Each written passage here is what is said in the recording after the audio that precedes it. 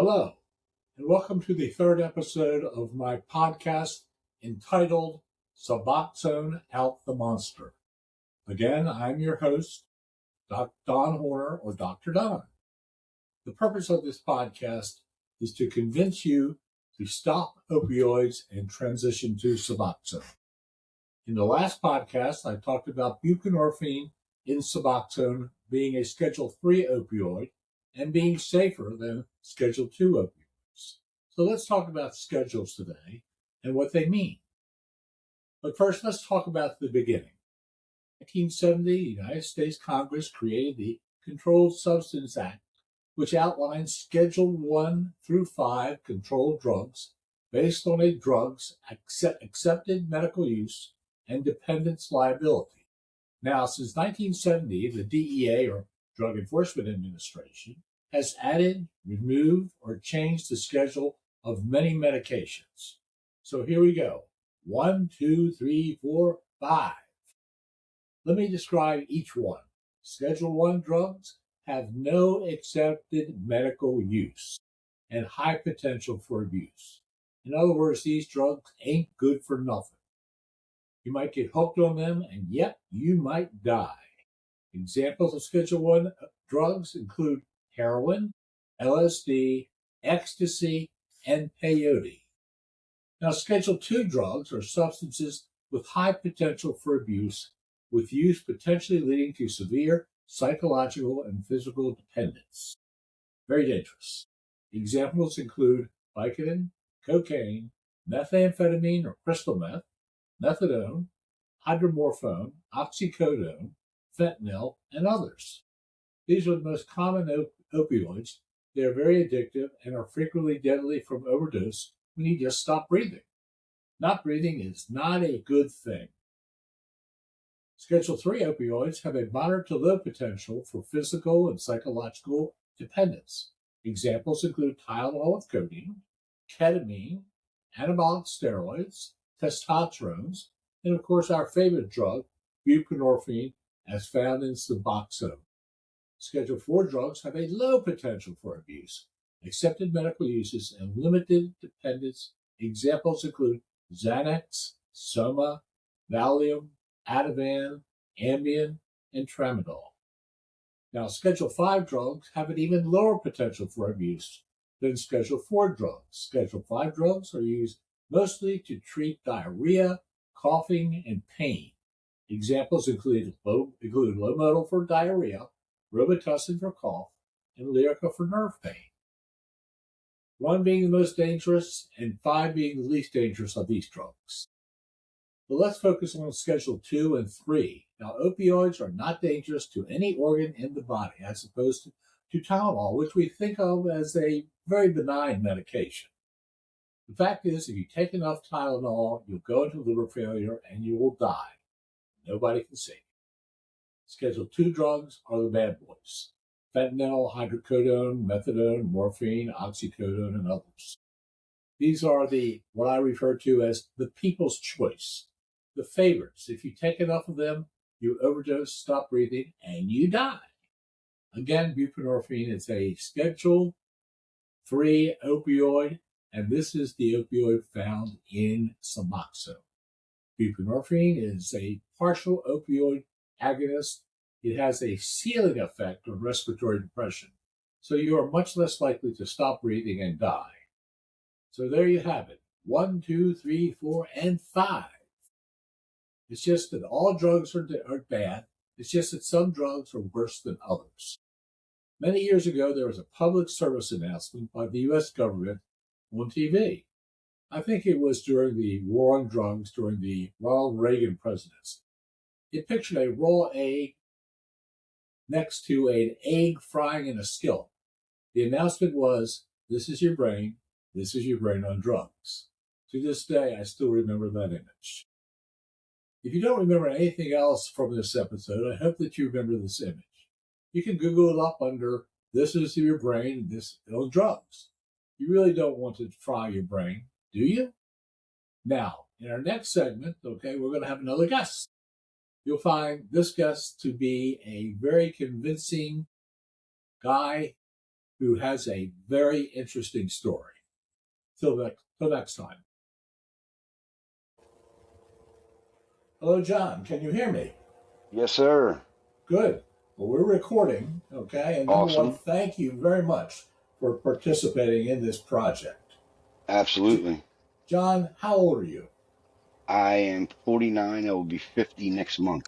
Oh, God, you're getting to be an old booger, aren't you? I am an old fart. Now, John, you are living with your girlfriend, Ashley, right? Yes. And the two of you have like, what, 25 kids or something like that, Something isn't like it? that. Yeah. Total between the two of us. That's great. That's great. Total is 6. Cool. Well, that's I had great. 1, she had 3, and then we have 2 together. Okay. Well, way to go. What a blended, wonderful family. Absolutely. Congratulations. Thank you. And John, you work now? I do. Good. Where do you work? I am manager for a Kimbrell's furniture location. Very good. Been in the Congratulations. furniture Okay. industry for the better part of, oh God bless, almost 20 years now. Wonderful. That's a good career. Not Okay. too Something shabby. that's always needed. Something that's always Yes. needed. Well, John, I'm here to talk about your opioid use and your Suboxone use. Tell me, Okay. how did you first get onto opioids? Was it an injury? It was Okay. actually from a car accident Car accident. many, Okay. many moons ago. Okay. And they I was put in a you, car accident in 2004, which required shoulder surgery. And then subsequently rehab after that, physical therapy. I started on 5 milligram Percocet, got it? and the taste just blossomed from there. Well, that's a pretty light load, okay? 5 milligrams of Yes, Percocet. So you got more and more intense with your opioid use? I did. 5 wasn't working, or 1 5 wasn't working, so it began to escalate a little. So we went from taking 1 to taking 2 to taking 5. Oh, And boy. then when the prescription ran out, the scramble was on. Um, opioids mate opioids are a funny beast. They work kind of in reverse with me. A lot of opioid users, it's more of a downer. For me, it did the exact opposite. Hmm. um, it turned me into a machine almost. Really? So it did not make you high? Uh, it's not that it made me high; it made me numb. No. Okay. And the itchy nose, I don't know how familiar you are with opioid use, but when your nose starts to itch, you know it's working. And once my nose would start to itch, um, I guess it almost became euphoric, Got it. um, and comfortably numb. So you were on Percocet, just a bunch of them. Is that right? I started on Percocet. I started with Percocets, and then it was Vicodins, and then it was um, Oxy and Roxy and Dilaudid and anything I could get my hands on. And I had there was a gentleman, an older gentleman that uh, I met across paths with. Each month he would get 100 Loratab and Mhm. 110 milligram Percocets. Wow. So he would get one at the beginning of the month and one at the middle of the month, and he had no use for him. So um, him and I became really good friends. Did you buy them from him? I bought him. Yeah. We bartered. We traded. Got it. But you, um, I gave him an Apple iPad, for 300 Lortabs and an old Pontiac Aztec truck. Oh my goodness gracious! That Oh is yeah. barter. That is barter. Oh yes. You come up with some interesting ways to make it happen, that's for sure. Well, no taxes on those transactions, so that's No, good. sir. The IRS That's was not great. involved in that one. That's great. Now, how many years were you on opioids, or approximately? God bless. Um, six to probably seven or eight, 7. maybe. Okay. Now, was there a precipitating event that occurred to convince you to get off of opioids? Yes. What was that? I, it, it was probably a culmination of things. Um, I was house sitting for my friends, who had just gotten married, and I know, my buddy had just had, was had that it wasn't he didn't just have it, but he had an injury, Mm-hmm. uh, a knee injury Mm-hmm.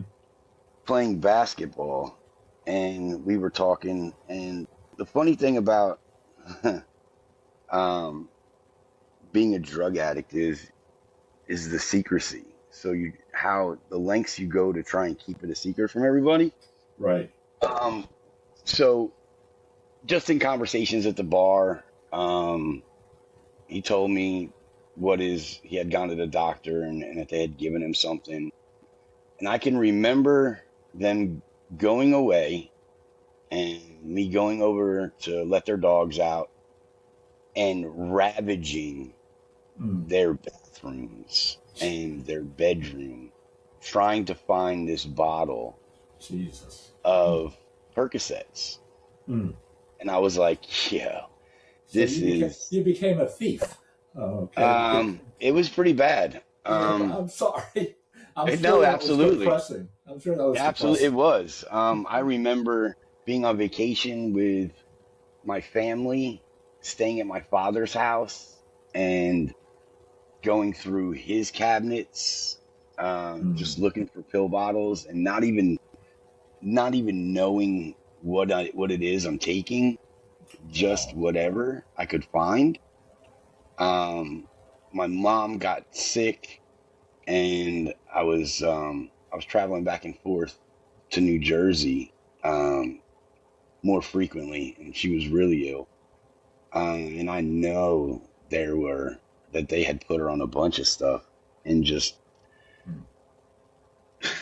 she was incapacitated and in and out of the hospital, and I'm just rummaging through her medicine cabinet, God, John. and it was it had gotten to be too much. It was too That's much. that's no way to live, is it? Absolutely not. It was So, brutal. so what happened? You said you just got off of that stuff, and did you transition right to Suboxone? So I started to do some research, Good. on uh, detoxing, on rehab facilities, whatever I could do, because I had experienced withdrawal, and it is brutal. Yes. Um, Being dope sick is ridiculous. It's the worst Yeah. thing ever. And I'm no saint. I mean, I had experiment. I had done drugs previously, but it was it, it was always something I had thought I had control over until I got dope sick. And getting sick on opioids and pawning whatever you had of value to try and hook up with people that you knew that could get pills, and having Mm. friends go out on excursions just trying to come back with something to take Mm. the edge off. Suboxone was brand new, Mm-hmm. and there weren't many doctors that were prescribing it. the process was infant in its inception, but I had found a doctor in Charlotte, Dr. Fee Win. I'll never forget him. Cool. But there was this clinic on Albemarle Road. And it was, when you think of when you think of like dope clinics and you think of like it was, this was it. And Wow. I said, I got to do what I got to do. Now, did you go into withdrawal before you started your Suboxone? Absolutely. Yeah. Absolutely. I can remember the older gentleman that I can remember calling him from the car, begging him, being in tears because I was sick Yeah. and I couldn't get an appointment yet because they weren't. He worked a very limited schedule, and there were probably 3 or 4 doctors in the clinic that were working there, but he was the only one that was had taken the classes or the course or whatever and was Suboxone certified. And I can remember calling him crying, I need your help one last time. And he was like, I don't have much. I was like, anything. And I can remember driving an hour and a half to his house Mm. to get enough to get me, because my appointment wasn't going to be for a couple of days. And trying to ration that out just to keep just from not being sick until I could see and start this whole thing. It was pretty intense. Wow. That's a dramatic story. Okay. Now, once you started on your Suboxone, did it work immediately or did it take time? Yes, yes, but at that time, and at that time there was no um there was no regiment. There was no there hadn't been much study on it. There hadn't been many trials on it.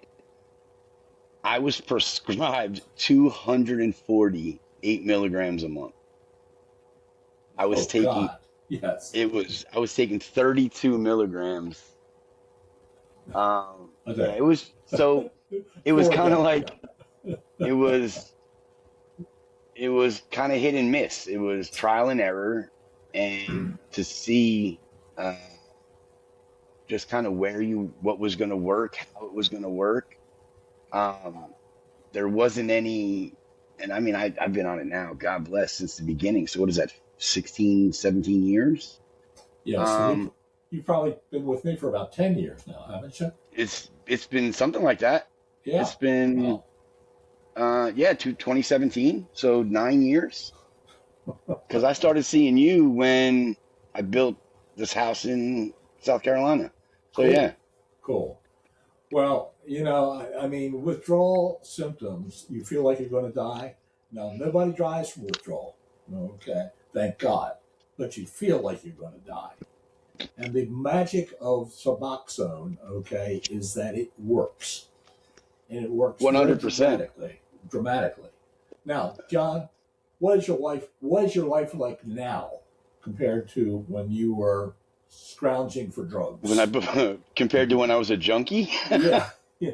Well, I wouldn't use it, that word, John. You're my I friend. will, I will, because and that's how when I talk to my kids about this, and I'm very open about my past, because I want them to understand just how painful and degrading addiction can be. Mhm. And you never want them to follow in your footsteps when it comes to the terrible Right. stuff you've ever done.